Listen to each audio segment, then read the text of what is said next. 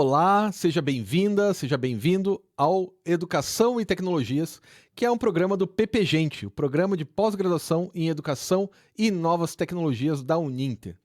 E, como em toda semana, eu sempre trago alguém aqui para a gente bater um papo, né, sobre educação, sobre tecnologia com educação, sobre educação com tecnologia e assim por diante. E hoje estou aqui com a professora Isabelle Moleta, que eu já fiz as contas e não foi muito fácil, mas eu fiz, que nos conhecemos há 18 anos, desde 2005. Quase 2 décadas. Quase 20 anos, né? A gente Veja. vai ficando velho, né? Sim. Você vai ficando velho e, veja, as coisas ficam velhas. É só isso mesmo. Para colocar, né? Seria melhor Agradeço se o ficar assim. convite por estar aqui nesse momento, nessa conversa, um bate-papo. Tema que muito agrada, né? A gente se diverte aqui, a gente se Sim. diverte.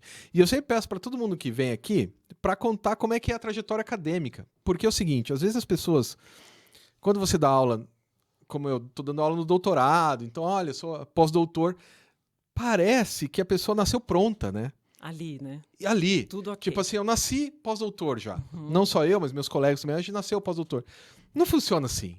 A gente passou um monte de perrengue, a gente se ferrou na vida. Eu reprovei em matemática na 7ª série, a gente vai sofrendo e assim, a gente não nasce pronto. Então, uma das coisas legais do programa é perguntar pro convidado qual que é a trajetória acadêmica dele, para que outras pessoas se inspirem, né? E entendam que não é tão difícil assim, é só mais os cotovelos na mesa estudando, né? Bastante.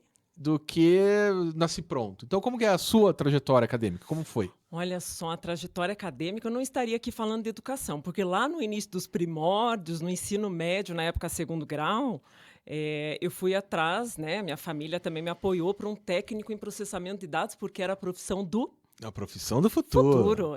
Exato. Tem até as musiquinhas da época que cantavam, tal. Então, vamos fazer algo que seja a profissão do futuro, né? Até porque na minha família tinha muitos professores e a relação já não era fácil naquela época, 1980 e poucos. Então, pensei, não é verdade, eu vou para esse negócio que dá futuro, né? Isso. Pois bem, fui para um colégio fazer técnico em processamento de dados e logo depois, e eu tenho que começar nesse momento contando, porque logo depois eu comecei, quando eu terminei o ensino técnico, na época, 2º grau junto, eu saí e comecei a trabalhar nessa escola onde eu estudei. E Olha que quando eu bacana. comecei a trabalhar ali, eu comecei a ver como meus professores atuavam na sala dos professores. Eu comecei a olhar os professores como pessoas de verdade, que tinham ali as suas angústias, falavam dos alunos, contavam piadas do que acontecia em sala, mas tentavam ajudar os alunos. E ali eu fui começando a me encantar pelo mundo da educação. Então, eu estava fazendo um técnico em informática, tinha terminado, fui para uma faculdade de informática, ainda persistindo, porque gostava realmente da parte Sim. de informática ali, tudo. Continuei, mas daí atuando em escola. Então, quer dizer, Mas daí o teu trabalhando curso era do quê? Informática, o que era? Só informática mesmo. informática. Na época, o nome era bacharelado em informática. Não era nem ainda, tinha vários outros, né, de análise e desenvolvimento de Ciência da sistemas, computação. sistemas de informação, tinha um monte. Na época era bacharelado em informática, acho que eu peguei um pequeno momento ali desse, porque depois ele nunca mais existiu Sim. com esse termo, né, mas era isso, bacharelado em informática. Mas ali eu continuei trabalhando em colégios. E como eu estava fazendo informática, trabalhando porque no início eu operava computador, tinha uma Operário do computador. está escrito na minha carteira de trabalho, operadora de computador. Olha que massa. Até porque os professores, naquela época, isso eu estou falando em 1993, eles entregavam a prova que eles iam fazer para os alunos numa folha, escrito à mão. Isabelle, que operava o computador, chegava ali e digitava a prova desses E imprimia. professores no mimeógrafo. Né? Então, a impressora chegou logo depois. Então, tinha um mimeógrafo, tal, aquele cheirinho de álcool. É melhor a gente não contar essa parte. Mas alguns vão se identificar com essa lembrança do mimeógrafo. Né? Então, ali começou esse movimento na escola. Então, eu comecei nessa parte mesmo, auxiliando os professores ali com a questão de tecnologia, até porque na época quase ninguém tinha computador. Daí, nisso, fiquei ali um ano e pouco trabalhando nessa questão, mas como eu já estava fazendo faculdade, o pessoal me chamou para trabalhar com as crianças do colégio, com informática. Afinal de contas, as crianças era importante também trabalharem com computadores, por ser a profissão do futuro. Exato. Então, ali eu comecei com uma turma de 7º ano. sétima série na época. Que era 13 anos, né? Bem quando eu reprovei. Meu Deus do céu, né? Era algo assim, isso em Muitos hormônios. 1994, 1995. Muitos hormônios, hormônios. Eu não sei como é que eu persisti, porque eu não tinha experiência alguma em sala de aula. E cai a sétima E série. cai numa sétima série da época, né? Foi assim, mas ao mesmo tempo era desafiante, né? Você falar de alguma coisa, de o que a gente falava naquela época, ensinava para eles o que era hardware, o que era software, para que servia um mouse, né? Montagem, como é que é? Montagem de computador, né? Exato, né? E realmente abria o computador, mostrava as peças lá dentro, né? A importância, para que servia cada um, o processador, a memória, para uma piazada de sétima série da época, né? Que se chamava. Então, puxa, e eu sem nenhuma questão de didática, não tinha feito licenciatura, Sim. mas fui começando a gostar dessa experiência. Mas nessa Então, época você estava na faculdade. eu estava na faculdade Tá. ainda, né? Então, começando faculdade de informática, mas fui pegando gosto, fui falando, esse negócio aqui parece divertido, né? Me inspirava muito em vários professores que estavam ali trabalhando. Comecei a realizar projetos interdisciplinares, que até então eu não sabia o que era, né? Mas para que tivesse até mais sentido essa questão da informática e não ficar uma coisa isolada. Aham. Né? Então, me juntava com um professor de matemática para fazer algum projeto, de repente vinha a professora de ciências. Então, ali, quando eu vi, eu já estava totalmente inserida na área de educação, embora fazendo faculdade de informática. E daí, quando eu terminei a faculdade, eu fiz uma pós e logo depois eu já busquei um mestrado daí na área de educação, para dar conta dessa questão mesmo de... Na época, a minha preocupação era como me tornar uma professora melhor, na questão de Aham. didática, de como que a gente fazia. A minha época era essa preocupação, como a gente faz para ensinar melhor, né, para dar conta desse processo. Mas antes do mestrado também já tinha feito vários cursos nesse sentido. O próprio colégio que eu trabalhava sempre estava muito preocupado com a questão de formação de professores, então foi bem importante para essa trajetória ali. E você era uma menina, né? Uma menina que os caras falam, essa garota aí dá pra postar, hein? Era Vamos... quase isso mesmo na época, ué. né? Começando daí no ensino superior com 19 anos, então era bem aquela coisa ali, opa, né? Então ali fui gostando, pegando gosto e nunca mais saí da área educacional mesmo. Ou seja, você está nela de 93 até agora, são 30 anos. 30 anos, exatos. 30 anos 30 trabalhando anos. com... Durante muito tempo, e foi até o ano de 2017, era muito forte a questão de cursos de informática, Uhum. aonde eu atuava, né? Por mais que já tivesse atuado em coordenação, né, em outros projetos ali, mas eu sempre tinha alguma coisa em sala de aula com o pessoal de informática. Sempre foi Você nessa dava aula de linha. lógica, né? Exato, lógica de programação, algoritmos. Até a gente dividiu em alguns momentos Várias nesse vezes. colégio. Daí a gente fazia os projetos interdisciplinares. Você não estava nessa época? Estava. Tava, mas eu no dava aula ensino de superior. internet. Exato. Aula de internet. Isso é Exato, muito velho. Exato. Isso era anos 2000. Caio não tinha nascido ainda. Não, isso era 2005, né? Porque eu entrei lá pra dar aula de informática. E tinha, dar aula de internet. uma disciplina de internet. É bem isso mesmo, que a gente fazia os projetos, tudo. Ah, Daí depois, em 2017, daí sempre continuei fazendo pós, né, para estar me atualizando depois do mestrado. E em 2017 eu comecei a atuar no curso de pedagogia. Essa, para mim, foi uma experiência bem bacana, porque uma professora de pedagogia saiu, ela dava aula de matemática, conteúdos e metodologias de matemática, e eu falei, matemática, ok, para alguém que faz informática, que trabalha com fácil. raciocínio lógico, eu falei, ok, acho que posso, né? Ali foi realmente algo do tipo, eu não sei nada do mundo, eu não sei nada da vida, porque você trabalhar com a questão da matemática com crianças, né, é muito para trabalhar, difícil, né? e ali foi a minha paixão absoluta mesmo, que eu falei, como que dá conta de um processo de aprendizagem para criança, que eu tive que me reinventar total, né, de estudos mesmos, voltado a essa questão de como se desenvolve o raciocínio, né, as crianças, como se manipula, brinquedos, o brincar. Daí eu fui para pós em educação infantil mesmo, para conseguir entender um pouco mais de todo esse cenário. né? Então, foi toda uma área de informática, pensando em raciocínio lógico, lógica de programação, que caiu numa matemática simples e que Que é eu a não mais tinha... difícil. Exato, e que eu não tinha as respostas para matemática mais simples, né? Tem um grande amigo meu, talvez meu melhor amigo e tal, ele fez faculdade de física. E na faculdade de física era licenciatura também, é bacharelado e licenciatura. E o pessoal odiava a licenciatura. Não, esse negócio de ensinar, eu não quero ensinar, eu quero ser um físico teórico. No último ano, né, no primeiro semestre do último ano, disse que chegou um professor de educação lá e o pessoal já torceu o nariz, né? Tipo, Aí o professor falou assim, olha, pessoal, então vamos fazer o seguinte. Eu sei que vocês acham que o meu não serve para nada, o que eu tô aqui para dizer. Então vamos fazer assim. Para a próxima aula, eu quero que vocês me tragam como é que você explica que 2 mais 2 é 4 para uma criança de 2 anos. Perfeito, era isso. Se quem conseguir me explicar, tá dispensado a disciplina. Ninguém foi dispensado de disciplina. Porque não tem linguagem ainda, Era eu. né? Exato.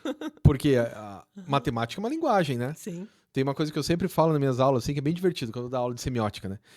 Tipo, 2 mais 3 é igual a 5. Desenho no quadro. Vocês concordam com isso? Daí todo mundo, aham, né? Óbvio, né? Muito bem. Se eu falar, então, que 2 bananas mais 3 carros é 5? Opa. Exato. Então a gente tem uma questão aí que envolve a linguagem. Eu e você estamos combinando que esse 2 e esse 5 dizem respeito à mesma coisa. Então é uma questão da linguagem, o que é abstrato. Porque as pessoas têm uma tendência a acreditar que a matemática ela é concreta. Concreta, lógica. E não é, né? matemática abstrata. Exata, É uma linguagem né? abstrata. Né? Na hora que você vai lá, 2 coelhos mais 3 universo, não dá 5 Não dá. nada. Né? Então... Mas é porque a gente vem também daquela coisa, pelo menos a minha geração era essa, e a tua provavelmente, do Arme Efetue. Isso. Né? Que daí aparecia lá, a gente tinha que resolver aquelas várias contas, 2 mais 3, 3 mais 4. Aliás, eu era ótima nisso. Né? Resolvia super rápido. Era uma coisa completamente mecânica. Que não serve para nada, no final das contas. Nada. Né? Mas fazia-se... Para aquele momento... Não sei se para aquele momento histórico, né? Mas era algo que todo mundo fazia daquela forma naquele momento. Né? Quantas vezes nós não fizemos a fatídica resolver as equações de segundo grau e até hoje a fórmula de Bhaskara? Então, foi aí que eu reprovei. Foi exatamente aí que eu reprovei. Foi Mas é porque equação você de segundo grau que eu reprovei. Contra o sistema. Eu sou um pouco rebelde. Exato, porque se você realmente pegasse aquela listagem, e eu fiz isso, né? E conseguisse fazer sempre a mesma coisa, que ia chegar sempre àquele resultado que você sabia que era aquele, né? Você sabia que era aquele, eu não sabia. Mas você tinha que reproduzir, né? Repetir ali era muito mais uma questão de obediência que eu vejo. Né? Mas acho que a minha rebeldia... E os hormônios, né? Os hormônios, 13 anos, muitos hormônios. Mas pior do que 13 anos, eu acho... Quer dizer, não que seja pior. É legal pra caramba, né? Se você sabe lidar com a molecada. É 11 anos, que eles não param quietos. Nunca. Nunca. Não importa o que aconteça. E eles não estão te desafiando, eles não estão sendo desrespeitosos, nada. Eles só têm muita energia. Não. Uma vez eu fui dar uma palestra para uma molecada de 11 anos e juntou 3 turmas de 11 anos. E eu fui falar sobre história em quadrinhos. Então, ó, isso aqui é um balão. O balão, você viu? Oh, o balão, balão. Aí a professora mandava ficar quieto. Então... O balão, e daí tem a onomatopeia, que são os barulhos. Sim, os barulhos, barulho. E incendiava, assim. Daí, e era desse jeito ainda. E não é por né? mal, sabe? Eles estão prestando atenção, eles não estão sendo desrespeitosos de forma alguma. Mas eles têm tanta energia que um velho como eu dei a palestra, acho que foi da 1h30 às 3h30. Fui pra casa e dormi. Acordei só às 9 da noite. De tanto que você estava exausto fisicamente. Exausto. Não, e uma coisa que é um processo para eles de aprendizagem também. Claro né? que é. O Vygotsky já vai falar. Exato. Você aprende com o colega, não com o daí professor. ficava aquela coisa de cadeiras enfileiradas. Inclusive, Isso. essa semana eu fui num colégio fazer uma reportagem e foi uma coisa muito... Era um colégio completamente diferente nessa questão de concepção de sala de aula. Sim. Os alunos não estão enfileirados. Nunca. Praticamente nunca. E assim, como eles não estão enfileirados, eles trabalham em várias mesas, estações de trabalho, e eles estão desenvolvendo projetos. Então, eu estava com mais uma pessoa virado e circulando, cabeça. Eles não davam bola pra gente. Eles não davam bola. A gente entrava na sala, eu falava com a professora e falava, não, mas eu não quero atrapalhar a tua aula. Não, mas pode ficar, eles estão trabalhando, não se preocupe. Não estão nem aí. E não estavam nem aí. Né? Porque eles estavam, cada um trabalhando, desempenhando um papel ali, com barulho, né? Porque vem uma coisa também da nossa geração, Do uma silêncio. sala comportada e uma Aham. sala está aprendendo se eles estão em silêncio, né? Eu imagino meu filho agora que está com 16, no segundo ano, eles estão em silêncio no momento que eles estão dormindo, né? Porque 7 horas da manhã, quando começam as aulas, eles estão dormindo. Então, É. eles estão em silêncio. Após isso, como é que você dá conta de um processo de aprendizagem hoje em silêncio? Não Né? dá. Só recebendo a informação. Não dá conta, né? E acho que isso a educação infantil mostrou muito para a gente, né? A gente está agora trabalhando com o ensino superior, com o ensino médio, olhando lá para a educação infantil, né? Sim. Como que é esse processo que a criança brinca também, que ela se apropria, e por que para frente não precisa mais? Né? Porque quando é criança pode brincar, depois não pode mais. Isso. Depois vai podando, vai ficando um Vai enfileiradinho botando atrás numa do outro. caixinha, numa caixinha. Exato, Até a exato. hora que aquilo que o Foucault vai falar, E o professor está lá na frente.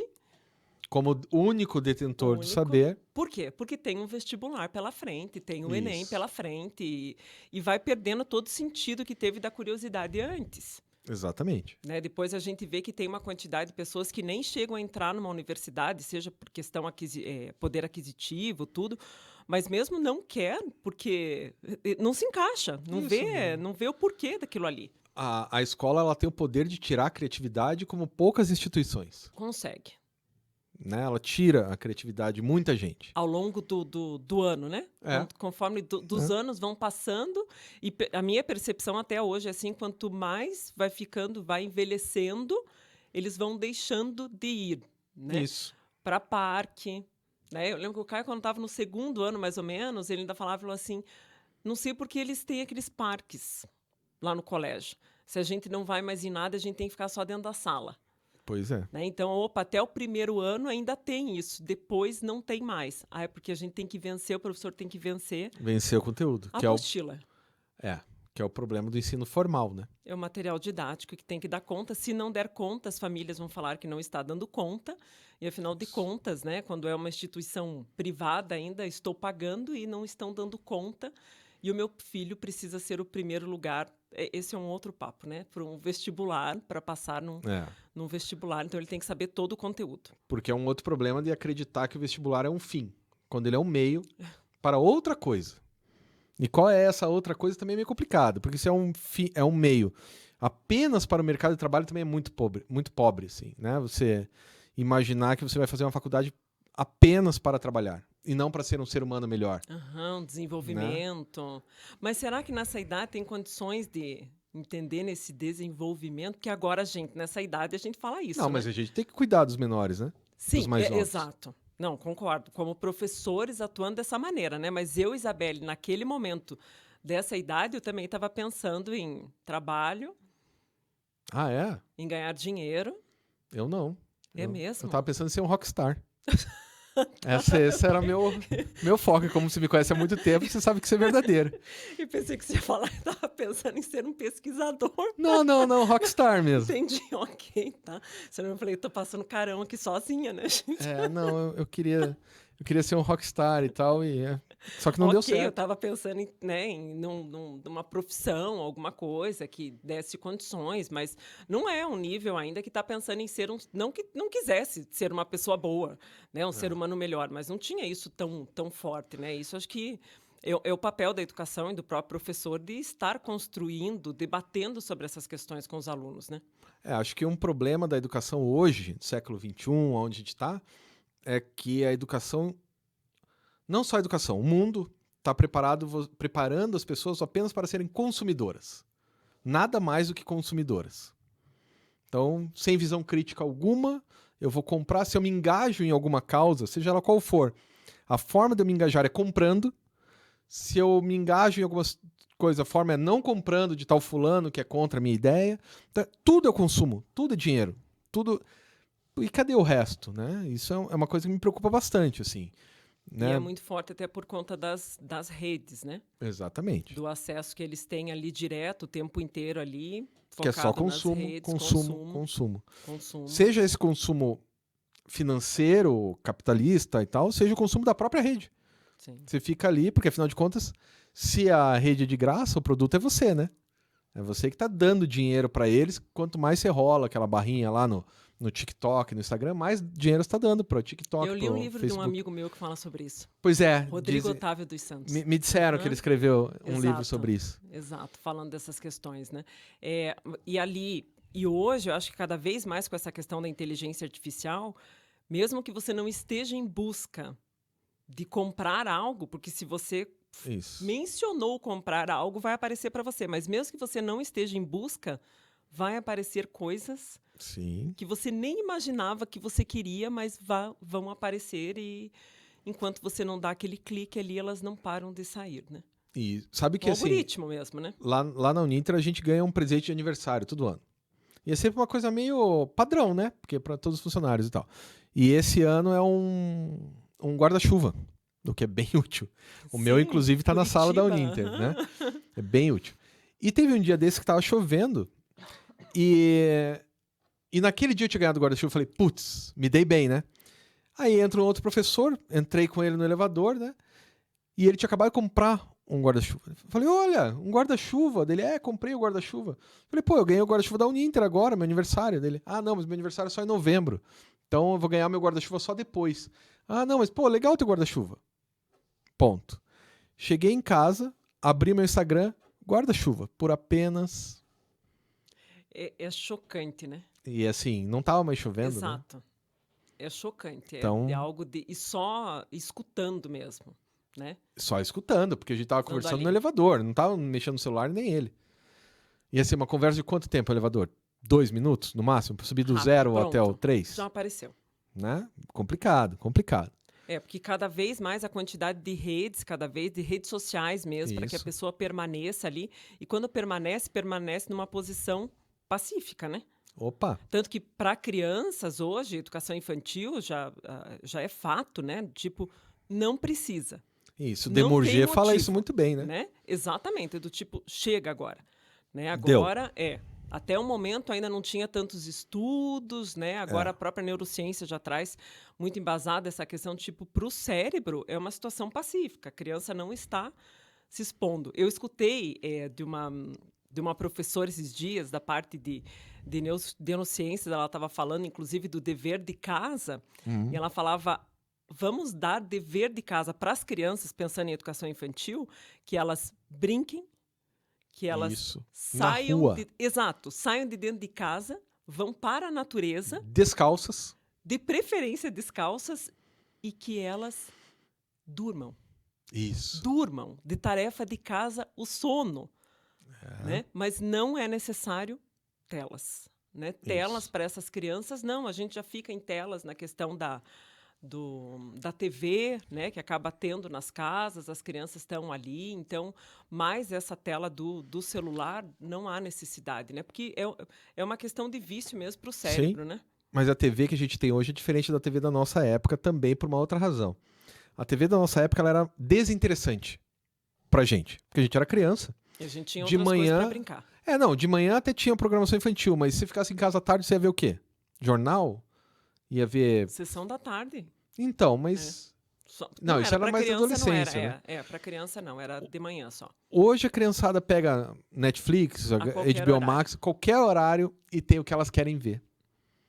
Tanto que é Então- toda uma geração agora que não tem o tempo, Isso, porque para eles é tudo a qualquer momento está É, disponível. que não faz sentido, Né? né? O Não tempo. tem essa questão de tem que esperar, que tem a correr. propaganda Isso, tem que né, correr como- pra casa pra ver. para ver, não tem. Eu me lembro que saía do colégio de correr pra casa pra assistir o desenho do He-Man, né? Isso Exato. era importante pra mim.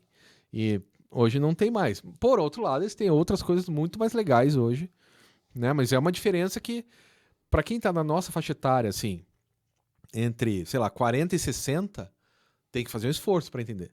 Depois Tem. de 60, acho que já nem precisa mais, tipo... Não precisam, ok. E antes dos 40 também já meio que se habituou, mas a gente tá numa geração de transição que é interessante de prestar atenção. Mas voltando ao assunto da entrevista, afinal de contas a gente vai, Isso aí, divagando. Foi um monte. né? E a sua dissertação? O que é?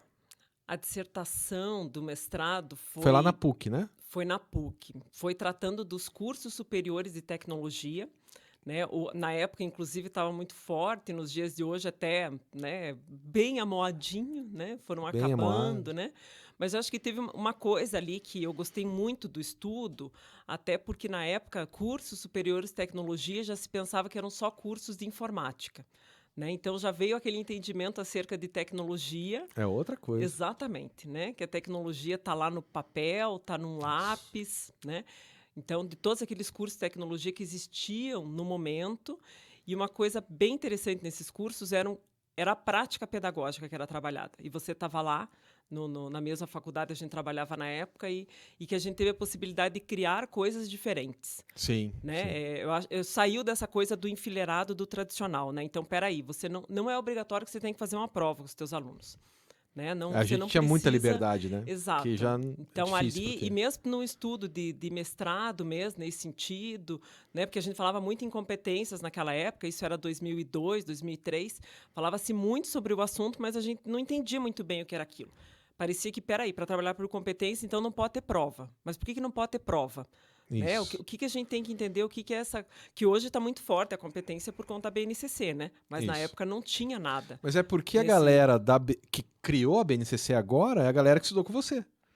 Uns 5 anos atrás, antes de você, no pau da goiaba. Tinha na época que a gente estudava, Felipe Perrenot, o professor Vasco Moreto, que sempre esteve junto Sim, pois é. né, dessa parte ali, na implantação nas escolas, toda a parte crítica ali mesmo. Eu lembro que tinha alguns outros professores da Universidade Tecnológica Federal aqui também, não vou lembrar o nome deles, já faz alguns anos que a gente estudava, por conta dessa questão do entendimento do que era a tecnologia e por que tinham que existir esses cursos. Afinal de contas, a gente está pensando em mercado.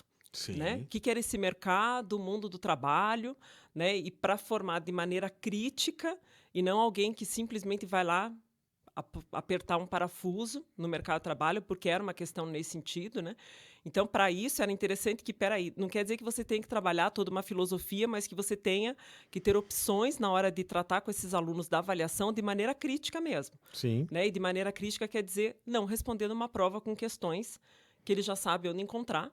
Né? Ou a gente até fazia prova, né? Que eram aquelas provas que entregava, eles podiam fazer em equipe e levar para casa. Claro. Né? Que eram de discussão. Né? Eu lembro na faculdade, meus professores faziam isso também, que era aquela coisa, tipo, tá até hoje, eu não sei a resposta. Né? Porque não tem, né? Por Porque mais que você uma boa aula consultasse. te dá mais perguntas do que respostas. Exato, exato. E era até hoje mesmo procurando a solução, né? Então, ali, propor essas questões diferentes, né? De entregar para um aluno e falar assim, pode ir, que eles vão perguntar como é que é a prova, professora, quanto tempo? Não, pode entregar amanhã, não tem problema. Podem fazer como vocês quiserem, né? E vocês devolvam amanhã. Não, mas dá para levar para casa? Sim, dá para levar para casa, Sim, para foi o que vocês eu disse. discutirem, né? É. E tragam aqui, se quiserem, para a biblioteca. Eu acho que essas questões que vão formando uma questão crítica mesmo. Sim. Que você não está ali simplesmente trabalhando com determinado conteúdo no quadro e essa pessoa está reproduzindo aquela questão. Né? Então, ali veio uma questão mesmo do que é essa parte de competências, né? O que você está desenvolvendo ali. Né, além do que ele precisa para atuar, afinal de contas, tinha um curso de gastronomia, ele precisava de algumas coisas para atuar no mercado de gastronomia. Claro. Tinha um curso de fotografia, tinha um curso de produção multimídia, web design, né, que era o nome. Mas é porque isso é uma tentativa de escapar do Fordismo, né? Porque Sim, Fordismo... padrão. Ó, você aperta o mesmo Técnico, parafuso, como sempre. o Charlie Chaplin, você aperta o mesmo parafuso, faz tudo igual e vai dar certo, né? E tinha um ranço até existe isso até hoje, né? Mas naquela época, como tinha muitos cursos de tecnologia, dos próprios cursos mais tradicionais, bacharelados, licenciaturas, de olhar como sendo Menor. um menor, um Chaplin ali Ah. né? Era uma menor. Só que o menor a gente acabou conseguindo desenvolver naquele momento, em estudos, tudo, algo crítico, porque não ficava simplesmente numa educação que reproduzia. Isso. Né? Então, na hora que o próprio aluno estava indo para o mercado de trabalho, ele já estava atuando ali no mundo do trabalho, ele já tinha mais experiências porque ele tinha vivido isso Algo semelhante. na academia. Porque uma das coisas que eu sempre me intriguei é assim, então eu vou trabalhar como médico, como engenheiro. Será que eu não vou poder consultar nada? Por que na prova eu tenho que fazer sem consultar? Por que você precisa saber alguns conceitos, né? Né? Base para a tua O que eu vida. preciso é entender esse conceito e conseguir aplicar ele em diferentes contextos desafiadores. Daí a gente tá conversando uma coisa mais legal. Exato. Mas se for só para decorar... Não, e hoje, né? Bom, já tem muito tempo com o Google, né? Que a gente Sim. procura em qualquer lugar. E E agora agora com o tem o- ChatGPT, É. né? Qual é o conceito? Aliás, é bem interessante ver essa evolução da tecnologia, né? Que eu lembro lá nos primórdios, 1993, que daí os professores começaram a ter acesso a computador, logo em seguida os alunos, e do tipo, os alunos não vão mais na biblioteca. Isso. Que vai estar. Isso já era uma preocupação do computador chegando na escola. Né? Isso foi aumentando cada vez mais com o Google, né? Novas preocupações, meu Deus, né? Agora, de fato, está tudo ali. E agora, com o ChatGPT, o professor continua preocupado com essa questão ainda, né? E agora, o aluno vai entregar um trabalho, pede lá e vai sair pronto, vai. Se você continuar pedindo um trabalho da mesma maneira, Você está sim, no século XXI, reproduzido nesse negócio do século XVII, ele vai entregar. Assim. né? Não vai funcionar. Exato. Não vai funcionar. Então, boa parte das pessoas que trabalham ainda com educação e tal, ainda conserva o modelo pré-fordista, se bobear, né? Que é o professor em cima de um tablado, falando para as pessoas o que elas têm que saber. E a prova é como? É uma decoreba, né? Você decora o que o professor falou e marca lá. E daí, quando você chega no mercado de trabalho, é tudo diferente. Então, primeiro eu faço a faculdade, depois eu aprendo a minha função. Não Né? combina, né? Não- Por isso não que fala combina. que daí não está formando, não está sendo adequado, depois tem que fazer outros cursos para conseguir É. dar conta, né? Mas essa questão da cola é interessante, né? Porque daí agora o medo maior é se realmente der um trabalho para fazer em casa, os alunos vão usar um chat GPT. E eu usaria. Se eu Eu fosse também. aluno, fácil. Fácil. Também, ainda mais se é aquele trabalho que você pode encontrar em qualquer lugar, né? Claro. Antes era na primeira linha de pesquisa do Google, agora ainda com o chat GPT que não dá conta de farejador, de plágio, nada daquilo que nós professores adoramos, pronto, já era. Você sabe que tem uma vez que eu pedi um trabalho para os alunos, faz muitos anos, não sei se estava aí na faculdade, mas... E eu estava na sala dos professores e o cara me entregou e eu comecei a ler aquilo, tava tão bom. Falei, cara, poxa, eu podia ter escrito... Ei, fui eu que escrevi isso. O cara Era tinha plagiado. teu. O cara nem viu o nome de quem ele estava Era de plagiando. você. Era meu, o nome do professor era... Oh, Eu falei, meu Deus. cara, mas...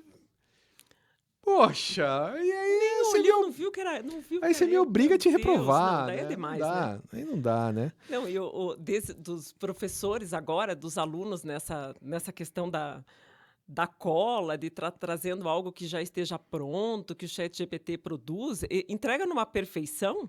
Que não é do aluno, né? Não é. Não é. Você sabe, né? Daí você fala, tem aquela preocupação que a gente sabe, tem 60 alunos na sala, não dá tempo. Dá tempo. Porque eu, Isabelle, se estiver escrevendo alguma coisa, não sai uma perfeição. Pois é. Não tem toda a nossa subjetividade, a maneira de trabalhar. Já faz desde o início do ano que eu uso o chat GPT, agora já declaradamente eu já sei falar quando é um texto que veio de lá e quando é um texto que não é. A gente usa muito no trabalho, né? É. Claro que quando a gente monta um texto, tem que mandar uma determinada mensagem, ele é ótimo para corrigir erros, né? Questões até Fazer resumo. Exato, né? Usa-se bastante. Mas quando a gente não tem nosso primeiro texto e pede só auxílio dele, a gente percebe. Aí pega um Né? moleque sei lá, do 7º, 8º, 9º ano. É idiosincrático que pensemos que... Quando Exato. que uma Não, pessoa saber. dessa... Mas eu acho que também vai da postura do professor de começar a olhar com gosto o erro. É, lógico. Né? Eu lembro das minhas alunas de TCC, que daí devolvia aquele comecinho de projeto todo rabiscado, cheio de observações e tal. Daí elas olhavam, professora, mas tem tudo isso. Eu falei, mas tá lindo. Sim. Tá lindo. Tá lindo porque, né, ainda tem é um processo de construção, tem muita coisa a ser melhorado aqui ainda. Então, é a maneira... Porque nós estamos acostumados, um trabalho todo rabiscado é um trabalho ruim. Não é um trabalho ruim. É um trabalho que está em construção e aquilo é muito bacana. É um trabalho que tem possibilidades, né? Exato. Então, assim, aquele professor que realmente espera um trabalho perfeito, eu entregaria no chat GPT. Mas aquele professor que está olhando a minha subjetividade mesmo, porque cada um vai ter o seu próprio olhar e a forma de escrever, ele tem que aprender a apreciar o erro. É. Né? Porque daí você sabe que foi o teu aluno que fez, né? Que tentou fazer. Não tem problema que não tenha conseguido. Exato, não tem problema. Assim, por isso que é legal. É claro que eu tô num lugar muito bom de trabalhar, né? Trabalho com doutorado na Uninter. Querendo ou não, eu estou no topo de uma pirâmide, assim. Pesquisa, né? Tudo, claro. Mas quando você acompanha o trabalho da pessoa, se você guardar, e eu estou fazendo isso, eu guardo o primeiro rascunho. Você vai no mestrado. Que Eu boa guardo o primeiro ideia. rascunho. E o que a pessoa entrega na dissertação, Você no deixa final, guardado. deixa guardado. Que legal. A quantidade de coisa que eu corrigi e como é que tá no final, você fala, uau, olha o que você cresceu em 1 ano e meio, 2, né? Daí você devolve para a pessoa. Que legal. Né? Agora, hoje em dia, todo mundo guarda, né? Mas se você devolve para a pessoa e ela fala, uau, olha da onde eu estava para onde eu fui, né? Porque eu acho que é um discurso de todos nós, enquanto orientadores, isso, né? Olha o teu progresso, que bacana, mas você materializou, né? Sim, porque... Então, eu materializei sacada. isso porque me dói. O primeiro trabalho que eu entreguei no mestrado, eu entreguei para o Gilson Queluz, professor lá da UTFPR, marido da minha orientadora, um cara, gente finíssima. E daí eu falei, professor, eu posso te entregar antes, daí você corrige, eu entrego a versão final? Ele falou, claro.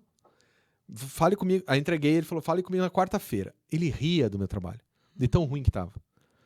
Ele ria. Falou, não, Rodrigo, não. E ele ria gostoso, sabe? Não tava me sacaneando. Ele ria. Eu falei, tá bom. Aí refiz o trabalho e tirei 10. Com méritos. Porque o trabalho tá bom até hoje, foi aprovado em 2 congressos. Né? Um pedaço num congresso e ele inteiro em outro congresso. Mas a tua devolutiva foi a risada dele, então você conseguiu a partir disso. Exato. E eu queria ter esse trabalho, e eu não tenho. Eu fiz no mesmo arquivo, eu não tenho você não teve. O original eu não naquela tenho. época a gente não tinha tantas formas de armazenamento Ah, confiáveis. até tinha, era só ser esperto, né? mas eu também ele não corrigiu tenho. a mão, assim, eu não tenho. Daí, com os meus alunos, eu até às vezes dou umas devolutivas. Pessoal do mestrado. Doutorado, menos. Porque daí o doutorado o cara já sabe escrever, né? Já passou esse processo antes. Até essa parte mesmo da devolutiva, né? Aceitar a devolutiva, até por conta da matemática mesmo, quando eu acabei me enfiando nessas questões, tem muitas autoras que falam disso, porque a matemática é uma ciência exata e que tem uma única resposta, não, né? Não. Não, né? Não. A matemática é uma linguagem. Exato, né? E hoje é bem isso, a partir da questão hoje, que não é 2 mais 3, né? Mas é 2 frutas mais 3 carros, peraí, não é uma mesma resposta. Exatamente. Né? E o problema que você vai estar colocando não é um único. Né? Então, não sendo um único problema, né? Ele vai ter variações. Não é um único problema, não tem uma única resposta. Isso, uma única né? solução. Não tendo uma única solução, cada um vai estar encontrando o seu e cabe a questão da discussão mesmo. Claro, por isso que nas minhas aulas lá, você participou de algumas, nas minhas aulas é o pessoal falando, né? Discussão. Não sou eu falando. Mas é uma alunos, discussão, né? Pautada num texto. Num né? texto, numa leitura. De louco também. Né? Então, daí tá falando numa metodologia que primeiro chega lá, né? Que era a pior coisa do mundo, quando a gente chegava e não tinha lido, que você ficava... até queria dar um palpite, mas né? É palpite, não. Né? Palpite a gente deixa para um outro local, não aqui. Né? Porque daí precisa de uma leitura. Daí o pessoal acaba lendo bem, porque sabe que vai ter que discutir sobre isso depois. Exato. E vai ter que, né, colocar o seu ponto de vista e tal. E são conflitantes em alguns momentos. Normalmente são diferentes, mas em alguns momentos são conflitantes. Eu penso isso e o cara pensa o oposto, a partir do mesmo texto. Mas isso é muito legal. Então, mas daí é saber discutir, inclusive, sim, entender que as pessoas têm ponto de vista diferente e tudo bem. Claro. Mas daí, claro, eu tô lidando com pessoas adultas, né? Bem adultas. Pois é, mas isso é o tipo de coisa que já no ensino médio pode já ser podia ter, né? bem trabalhado. Né? Olhando tudo que a gente viveu no Brasil nos últimos anos, de facções mesmo, né? Quem é do lado A, quem é do lado B. Isso é uma coisa que pode ser trabalhada. Sim. Né? Que você pode aceitar os argumentos da outra pessoa, dos dois lados, desde pensar que se respeite, sobre né? eles. Exato. Né? Se isso, respeite, por mais que eu não concorde, né? Eu queria dizer que é um problema do Brasil, mas não é, né? É um problema mundial, não é né? porque, e eu lembro até das tuas aulas falando sobre isso mesmo, que não era somente o Brasil que estava nessa... É que a gente está aqui parece que tudo é aqui, mas... Não, é mundial, né? É um problema mundial, assim, de falta de capacidade de conversa, justamente porque você tem bolhas filtro e caixas de ressonância midiáticas e tal, mas enfim. E tem lembrando da BNCC, que vai estar falando lá de pensamento crítico, pensamento científico, resolução de problemas, e daí não consegue discutir ou escutar nem a alguém. própria BNCC conseguem discutir, né? Não é verdade, né? Ainda mais começa ali. No ensino médio. Começa ali, né? Tá, tem mais uma coisa assim que eu precisava perguntar para você, que você, querendo ou não, você fez o seu mestrado e trabalhou muito tempo com competência e habilidade. Seria legal você explicar para as pessoas o que são competências e o que são habilidades, porque se tem uma coisa que As pessoas têm dificuldade de entender. É isso. Puxa, adoro até hoje. Inclusive, esses dias eu estava com o professor Vasco Moreto, tenho que falar dele, porque ele começou lá no início dos primórdios, quando a gente trabalhava nessa escola lá atrás. E até hoje, né, ele vem com muito estudo também nessa parte. Então, a BNCC vai trazer esse termo competências, porque quer que aquele sujeito seja capaz de pegar um determinado conhecimento, colocar em prática para resolver uma situação-problema. Uhum. E daí, nisso, ele vai estar... não é simplesmente o conhecimento dele, mas a questão das atitudes, né? Vem valores junto. Não está falando somente de um conteúdo ali que foi inserido, mas várias tomadas de decisões, porque é para resolver um problema complexo, né? Então, precisam ter competências para que ele resolva aquela determinada situação complexa. Para isso, eu desenvolvo competências. Essas habilidades que aparecem estão muito relacionadas à parte do fazer. Uhum. Né? Eu preciso colocar em prática. Né? Então, quando a gente até coloca no mesmo nível, e ali cada autor vai ter um viés, eu vou estar indo numa linha que vou entender que competências, e dentro dela vão estar as habilidades. Então, a competência é maior, a habilidade está aqui dentro, porque eu preciso delas para desenvolver a minha competência, para, a partir disso, resolver uma situação complexa. Né? A própria situação complexa que está sendo colocada agora em todas as escolas, a gente só fala dessa questão da violência, né? Uhum. De violência nas escolas. E isso é uma situação, é um problema. É um problema. Né? Então, habilidades que estão sendo desenvolvidas, não que seja essa a solução, mas uma primeira habilidade do professor desenvolver a questão, como é que você desarma alguém que chega, né, com arma, alguma coisa assim. Você vai desenvolver essa habilidade dele para tentar lidar com essa situação, mas a gente sabe que não é essa a solução. Sim. Né? A solução é muito maior e muito mais longa do que simplesmente um treinamento para... Mas isso é uma habilidade para estar desenvolvendo nele, né? Para que, num momento de uma situação complexa como essa, ele também tenha pelo menos essa questão. Né? Só que esse é um exemplo bem bacana, porque daí nisso vai entrar a questão da atitude mesmo, né? Como que é lidado com essa questão, até porque é uma situação complexa, bastante complexa, né? Vão ter vidas em volta ali que vai ter que lidar, e faz parte de um papel da escola também essa questão. Né? Então, e quando você pensa desse jeito de pensar a competência como várias coisas, nada é simples no mundo. Não é. Não é, e por isso que rompe muito e vem muito forte com isso. Isso a gente tem gosto de falar, né, lá de trás, de 2003, 2005, quando eu estava implantando esse curso de tecnologia. Se é complexo e tem várias coisas envolvidas, como é que vai dar conta numa prova? Como é que uma pessoa vai dar conta também? Como é que essa semana, meu filho está a semana inteira de provas.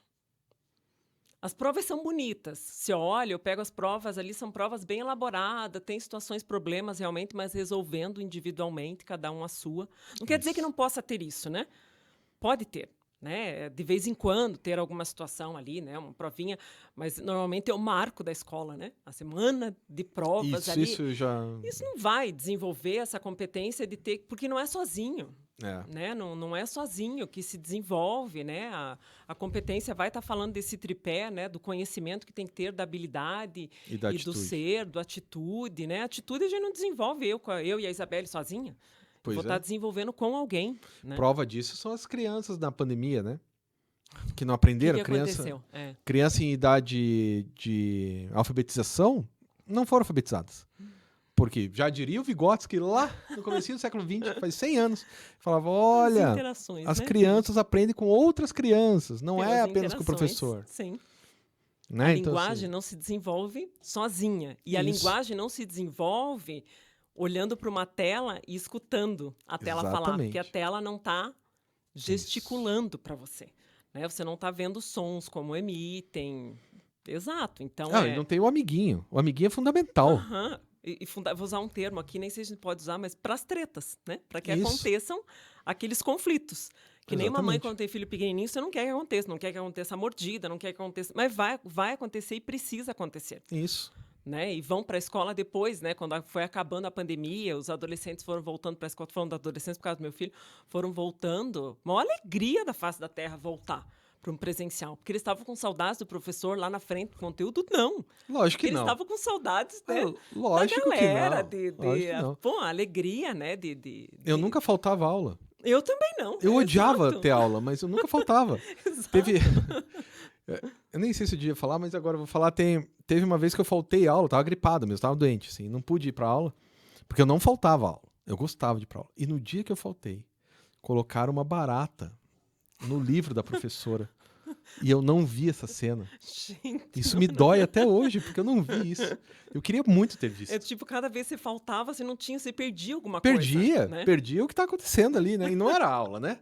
Não era aula, eram outras coisas que estavam acontecendo.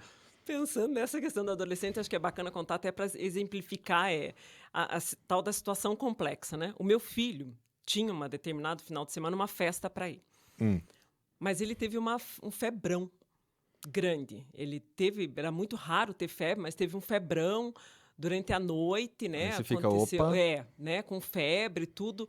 Levei para o hospital, né? Tomou aquela injeção lá, bezetacil, alguma coisa assim, fortíssima, né? Nem lembro exatamente o que era, mas enfim, melhorou, né? Repouso, né? Deram os remédios lá para tomar, não sei o quê. Eu ainda falei, ó, não vai dar para ir para a festa. Dele, não, mas eu vou ficar bom. Eu vou melhorar. Eu falei, não melhora assim. Não melhora, precisa de repouso. Precisa se acalmar, garoto. Exatamente, precisa de repouso. Eu saí, voltei, não sei o quê, voltei para casa. Ele estava fazendo caminhada e não sei o quê. A febre foi baixando realmente. A febre desapareceu, né? Melhorou. A vontade do guri. A situação complexa que ele tinha que resolver naquele momento era ir para uma festa. Como ele deu conta disso do conteúdo? Ele foi para a internet, foi pesquisar alguns médicos que falavam o porquê, como agia, não tomou os remédios que ele precisava tomar, que eram os remédios lá do hospital que veio, seguiu as outras recomendações, fez caminhadas, tomou banho frio, foi colocar em prática, foi o fazer. E a atitude dele, Deus ajudou, né, gente? Porque Deus está do lado dos adolescentes, né? Porque só pode ser isso, né? Porque desapareceu, ele estava bem, continuou bem a festa inteira, mas tudo em prol de resolver aquela situação complexa. Ele teve que ser competente para que ele estivesse bem. Isso porque a gente faz o tempo inteiro na nossa vida essa tomada de decisão, né? Para resolver uma determinada situação complexa. Então, quando aparece esse termo na BNCC, é trazendo para uma realidade que a gente precisa o tempo inteiro estar... A gente pega esse conteúdo do que a Isabelle não sabe ainda, hoje a gente tem disponível em qualquer local. Isso. Né? O que eu vou estar dando conta para fazer isso, né? Como eu faço para colocar isso em prática e vou estar resolvendo com outras pessoas, discutindo para chegar a um resultado, né? Para esse problema. Eu vou chegar num lugar que é onde eu preciso estar. Exato. Né? Exato. E às vezes talvez eu nem chegue ainda com a resposta definitiva, mas é uma primeira solução para aquela questão. Claro. E aos poucos você vai, né, melhorando e tal. Quanto mais a gente quer, né, esse é o exemplo clássico do adolescente, mais a gente pode mostrar que se consegue, né? Consegue. Mas, assim, você sente que nos adolescentes, nas crianças e adolescentes de hoje, o que você sente que piorou em relação a 40 anos atrás e o que melhorou? Eu vejo a forma crítica deles de pensarem quando eles vêm para um nível de discussão. E estou pegando como exemplo agora o que eu vejo em casa e dos amigos do meu filho. Tá?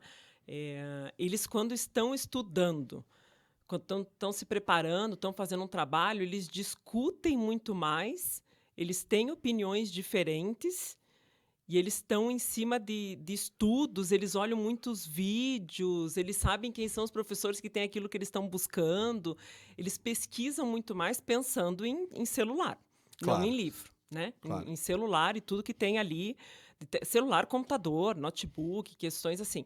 Mas eu vejo que tem muita discussão entre eles. Né? Eles, numa própria... Como eu gosto muito dessa questão da matemática, eles resolvendo... eles não estão só procurando a resposta, eles querem discutir com os outros para ver que caminho que eles fizeram. Então, sai mesmo daquela questão reprodução que nós tínhamos. Sim. Né? Reproduziu, conseguiu, está aqui. Não, eles querem discutir aquilo ali. Né? Mas, ao mesmo tempo, eles não têm aquela paciência que nós tínhamos. Então, de um estudo, de preparo, é tudo meio a toque de caixa. Então, se a escola privilegia muito a questão de prova, é o antes da prova. Sim. Né? Não é aquela coisa de não vejo uma organização, um planejamento para um estudo. Né? Vamos começar a estudar um pouquinho cada dia, porque daí isso vai... Não tem. Isso eu não consegui perceber ainda nessa geração. Eu não sei como eles conseguem dar conta, porque eles dão conta de um processo de aprendizagem. Eu já escutei algumas questões falando por conta da maneira como eles adquirem esse conhecimento. Não é de uma forma linear como a gente recebia. Uhum. Né? Então, como tem várias formas, eles também aprendem dessas várias formas e não tem aquele padrão de estudos. Né? Não tem, é uma coisa tudo muito a toque de caixa, mas eu vejo muita discussão nesse sentido. Daí ele acaba ficando melhor por um lado, porque recebe de múltiplas fontes, mas acaba não tendo uma organização que pode ser importante. É péssima, né? Não ter. Isso eu vejo como algo bastante complicado. Porque daqui, sei lá, o Caio agora está com 16. Daqui a 5 anos, ele vai ter que ter organização para trabalhar em algum lugar. Exato. Né? Ou no máximo daqui a 10 anos, quando ele tiver 26, estiver já saindo da faculdade, já num emprego formal, digamos. Até olhando, eu até busquei um pouco na neurociência, parece que a parte das funções executivas, que tem a ver com essa parte de planejamento, organização, se perdeu ali, algo nesse sentido. Embora com as ferramentas que eles usem, eles cheguem naquela resposta, naquilo que eles precisam entregar. Mas esse processo mesmo, eu vejo que não... comparado, então, na geração, eu tinha muito mais isso de planejamento, de organização, e hoje eu vejo que não tem isso nessa molecada. Não é que não tem, é diferente. Né? Eu não sei ainda qual que é o positivo ou não, porque ele ainda não está no mercado de trabalho. Sim. Né? Mas pensando nessa geração mais nova que está no mercado de trabalho, a organização não existe mesmo. Né? É algo... A gente tem que ajudar essa geração a se organizar. Porque a gente tinha um livro organizado, no mínimo. O material didático lá era um livro, uma apostila que fosse, mas estava organizado. E agora, se você pega um pedaço de um vídeo, um pedaço de um podcast, um pedaço de um livro, um pedaço de um blog, um pedaço de alguém que te falou. E é assim, né? Você tem menos organização, né? Estruturar. Eu fico pensando para fazer um TCC. Para fazer um mestrado, que você tem que tirar da tua cabeça e colocar no papel da esquerda para a direita, de cima para baixo, em texto preto em cima de uma folha branca. Exato, e até a formatação como parece que aquilo tudo não faz sentido, né? E isso eu acho que é muito diferente, assim, a forma deles. E eu, pensando em mundo de trabalho mesmo, essas pessoas mais novas... eles têm uma habilidade para mexer com tecnologia, e hoje eu virei a avó, porque eu preciso pedir ajuda para o Caio, como é que muda o negócio no controle remoto, que não estou me achando mais no controle remoto só de um botão, embora, né, tenha sido formado um dia na área de informática, essa geração agora vem conseguindo lidar muito melhor com tudo isso, com agilidade, para lidar com qualquer aplicativo novo que apareça, tudo, tem mais facilidade realmente para isso.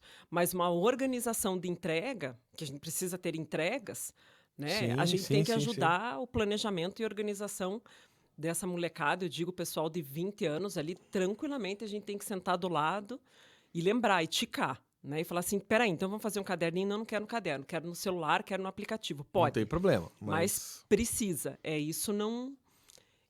Eu vejo, daí saindo da esfera, não é só de Caios e amigos ali, que são um pouco mais novas, mas o pessoal que está, essa questão de conseguem resolver realmente... várias coisas, ele se dispõe a coisas novas. Eu ainda, aquela coisa nova, me dá aquela sensação de que parece que eu preciso de um manual ou de pelo menos um passo a passo inicial. Eles já saem buscando, né? Sem precisar de uma coisa mais linear, já saem fuçando. Porque também tem menos consequência, né? Tem. Porque a gente tinha medo pegava o manual, porque o videocassete, por exemplo, exato, se você fizesse errado, ele quebrava. Exato. Quebrava e não... Agora, o máximo que pode ser num celular é resetar ele e volta do zero. Isso. Não tem problema, né? Ali era algo, não podia mexer, senão estragava. E estragava mesmo. Né? Daí tinha que chamar o técnico. Né? A gente tinha que pensar em qual tomada podia ligar. Começava por aí já. Porque 110, 220 agora você coloca lá. Então, a consequência é muito menor. Por outro lado, eu sabia abrir um videocassete, eu entendi o que estava acontecendo. E todos meus amigos também. Uhum. Hoje é uma caixa preta, né? Você não sabe como é que Ninguém mexe mais funciona nada. O próprio celular, né? Não exatamente. se mexe, a gente não Um carro, abre, né? né? Quando eu era moleque, tinha meus amigos que gostavam de carros, abriam, eu sabia o motor e tal. Hoje Não sabe. não tem como saber. Porque hoje o próprio motor é uma caixa preta que só a Fiat, ou a Volkswagen, ou a Toyota, ou a Renault, só eles sabem mexer, Não né? mexer. Sim. Então isso é uma coisa complicada. A gente tá acabando o programa, por incrível que pareça, já passou quase 1 hora. Então eu queria só uma última coisa. O que você aprendeu com a educação até hoje? Eu aprendi que eu devo permanecer nela pro resto da minha vida, porque muito pouco eu aprendi. Boa, boa. Eu tive essa... É aquela coisa de quanto mais a gente está, mais a gente se depara e fala, uau, Eu não sei nada. nada. Exato. Eu acho que a educação trouxe aquela coisa mesmo, que não seja somente os pilares da Unesco lá, mas o aprender a aprender. Porque eu não sei nada. Nada, exato. Muito Então bom. ela dá o gosto de ter que gastar, de ter uma compulsão por livros, né? E não por ChatGPT, né? Isso. E sim que ali a gente lida também com a questão digital de maneira crítica, tudo, só com conhecimento, com nada do resto é possível. Muito bom, muito bom. Então, com isso, a gente se despede. Obrigado, Isa. Agradeço A gente muito, volta foi aqui ótimo. outro dia desse com você de novo. E a gente vai ficando por aqui, pessoal. Até semana que vem com outra pessoa bacana sentada nessa bancada aqui. Até mais. Obrigada.